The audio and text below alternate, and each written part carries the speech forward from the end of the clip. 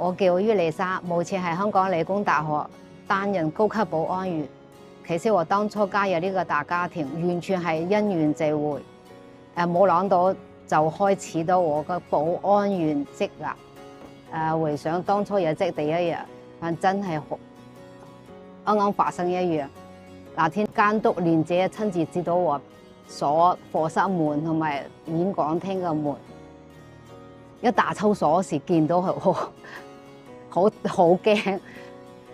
面對咗教學樓演講廳嗰啲鎖匙係唔同嘅形狀嘅鎖匙，心入邊真係好忐忑。好彩蓮姐好耐心地反覆講解，以身作示範俾我睇。佢好細心講解，呢段經歷讓我深刻體會到責任冇小事嘅道理，亦讓我建立了細緻處事、恪盡職守嘅職業準則。喺公司嘅文化當中提到精益求精，亦一直要求我提升各方面嘅素質。我只能用全力以赴嘅態度去對待每一項工作和任務。回顧呢幾年嘅成長，我感慨良多。剛入職嘅時候，常常感到手足無措，心入邊依然記憶猶新。多虧了上司嘅指導和公司嘅培訓，而家我已經晉升為高級保安員，係對我專業能力嘅認可，更是一個新嘅責任開始。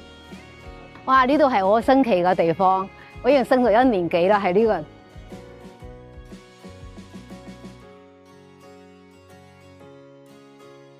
我特別感謝同事啲支持，值班時大家默默啲輪崗保衛，讓我感受到團隊嘅力量。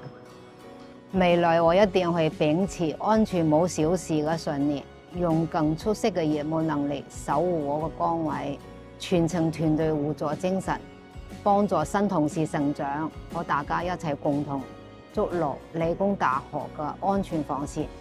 加油！